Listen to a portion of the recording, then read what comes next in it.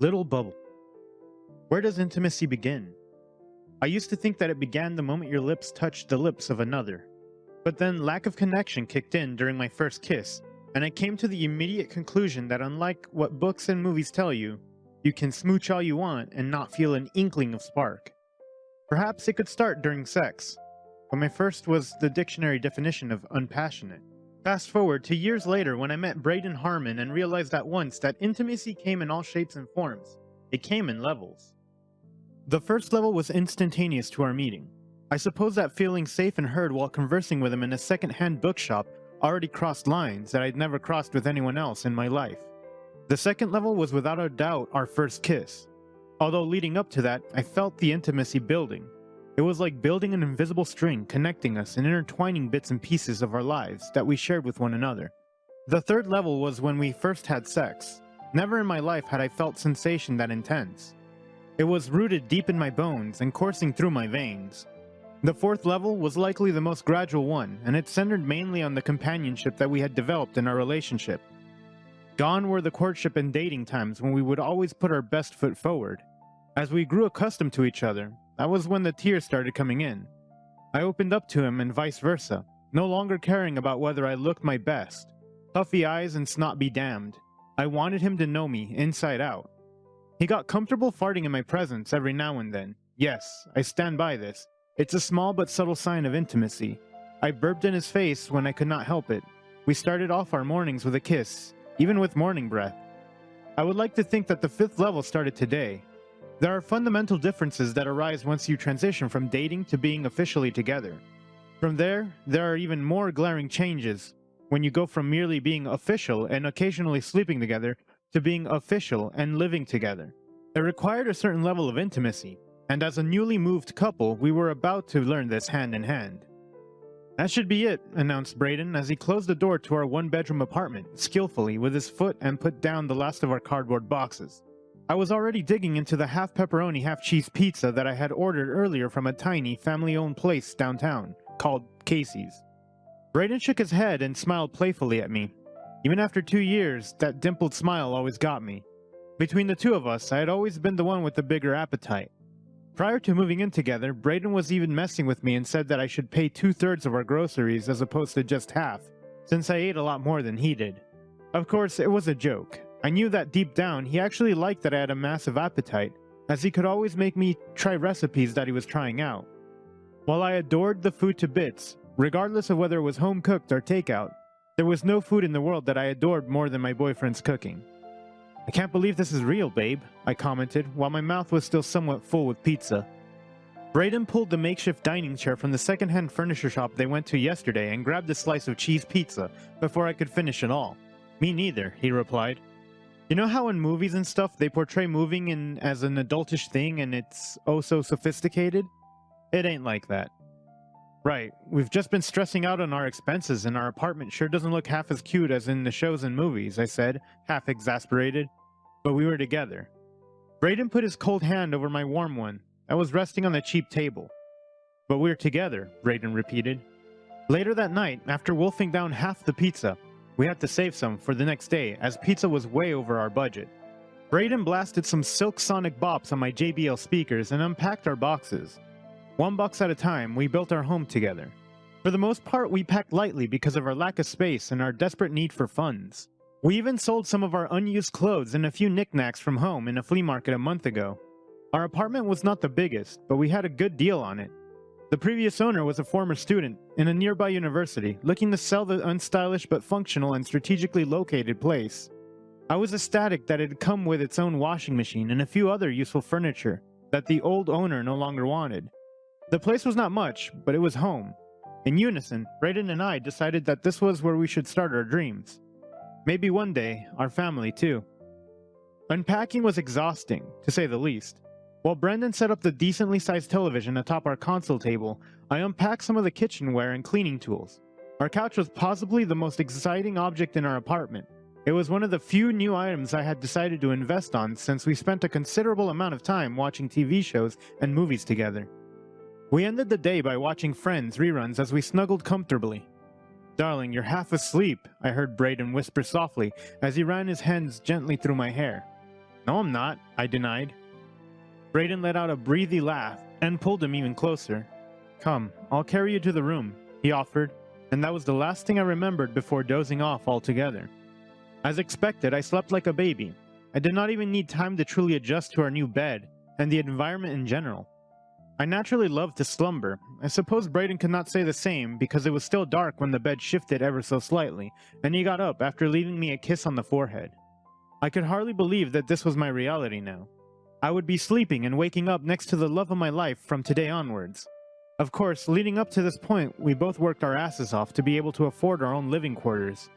I worked as a copywriter for a publishing house while Brayden recently became a chef in the steakhouse.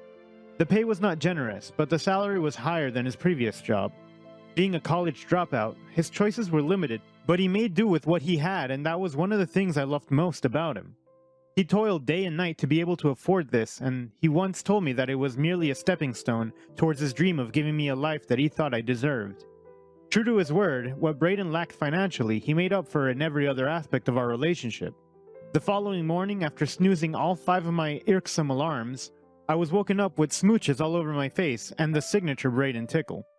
Okay, I'm up, love, I said groggily. That was when he placed a wooden tray in front of me, filled with my favorite array of breakfast food. Big day, right? He asked with a wide grin.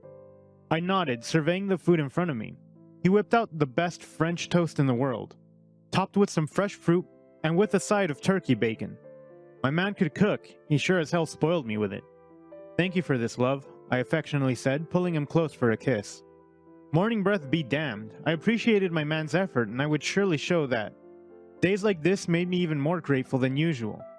For the past few months I had a hard time climbing to the corporate ladder, and today I might just get my big break, as I would be presenting to the board of publishing house.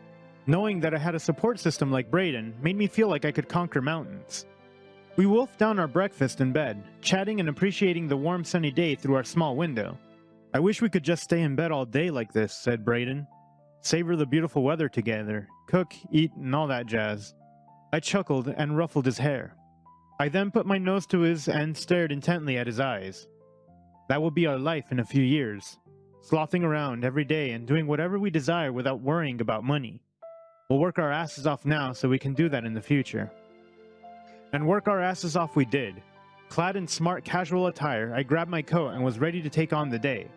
Brayden did the dishes, ever the house husband, I commented, and was reading the morning paper in our living room, just as I was about to leave. Today was his day off. Good for the lucky bastard. Good luck, darling, he said as I leaned down to give him a goodbye kiss. Ace that shit. I will, I said, not minding my direction. This caused me to stub my toe on a nearby chair. Ah, I exclaimed, reeling from the sudden pain. Brayden from behind his newspaper chuckled.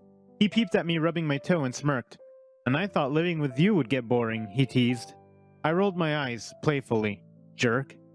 He stood up and wrapped his muscular arms around my waist. Break a leg, my love.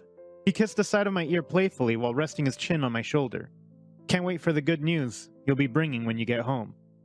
I did end up bringing home good news. And a cat. My presentation at the board meeting impressed most members, so immediately after, I hinted at my superior for a raise. But he was already at it before I could really get to the point, offering me the job of head copywriter and raising my salary. I was over the moon. Not only am I finally getting the recognition I strongly believe I deserved, but this would prove finally helpful for our new apartment too. Alongside my friends and coworkers, Janet and Ian, I headed to the next door pub, Plow and Stars. We chatted over some drinks before I decided to head home and share the news with my love. As we were heading out though, a tabby gray cat was blocking the door. Shush, said the pub owner Joe. He was having a smoke break just outside the door, leading through Plow and Stars. Stray cat, it's been here over 2 weeks. Been feeding him every now and then though.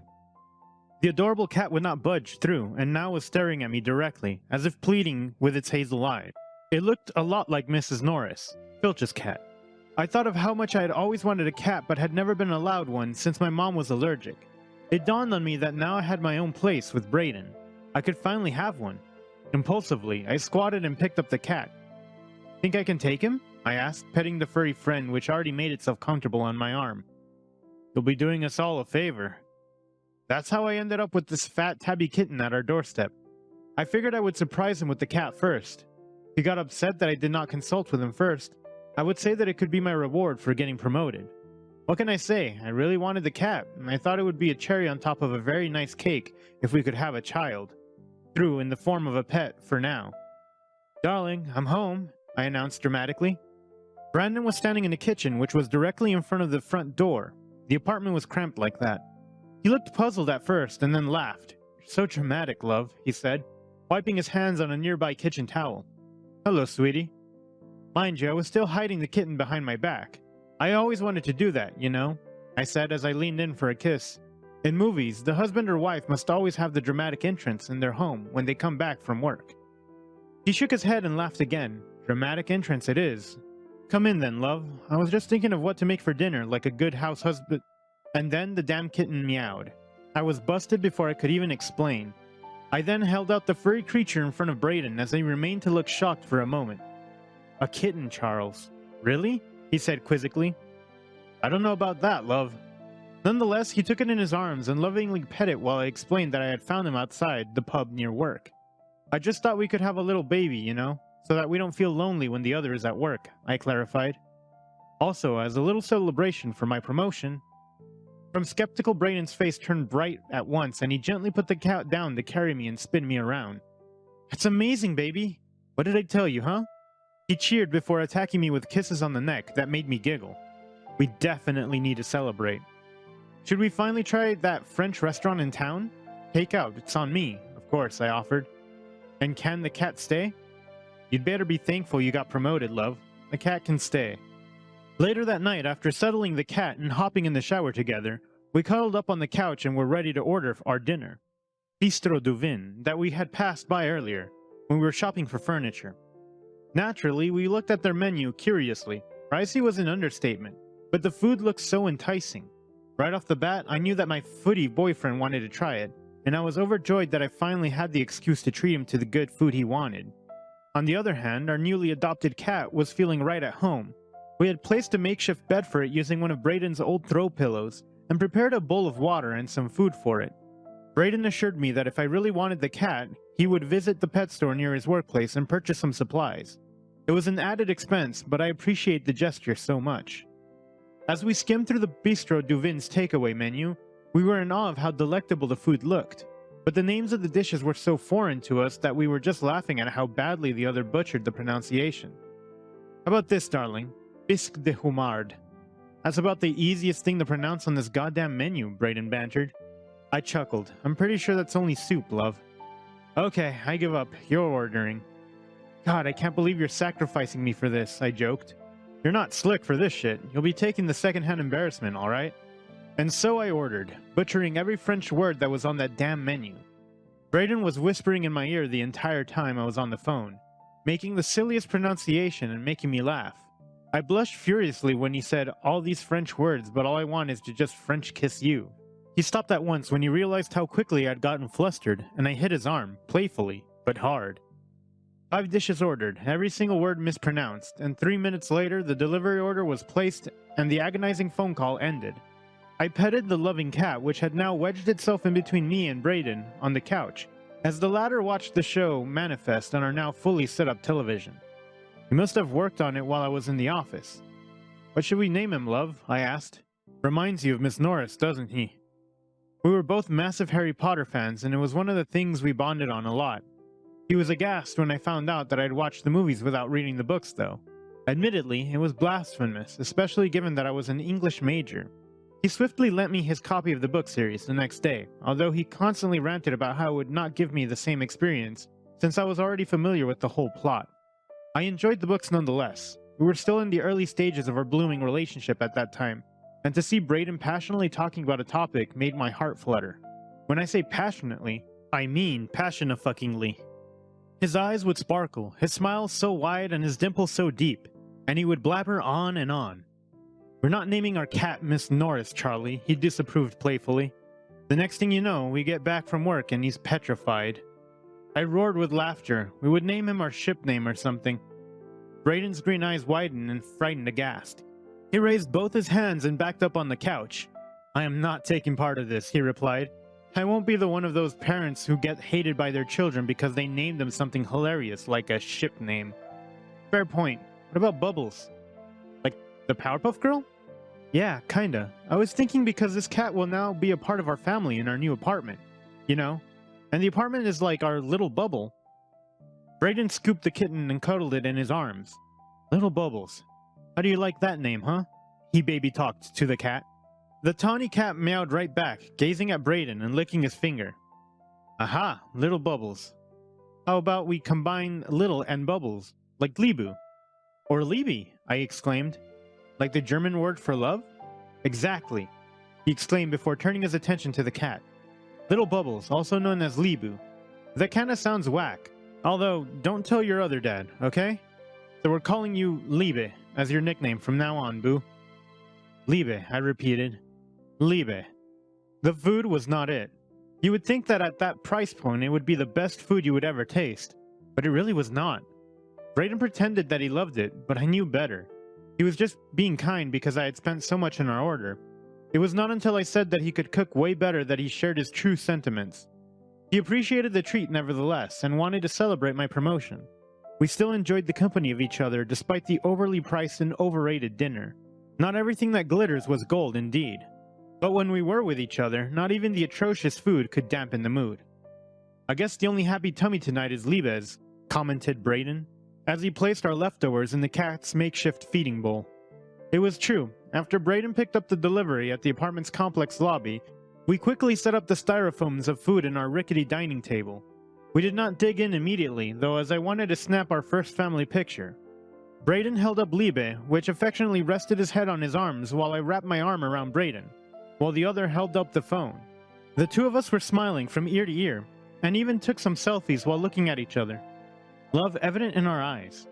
I wanted to immortalize moments like this because this was a massive stepping stone for me. Surely, I was frightened by the mere thought of having to provide for myself completely. Once I left home, I was no longer under the security provided by my parents. But moments like this made it all worth it. Brayden made it worth it, and Liebe got the first dibs on the food, so its tummy was surely happy. I love you, I suddenly blurted out as he was washing his hands after settling the cat down to its temporary bed.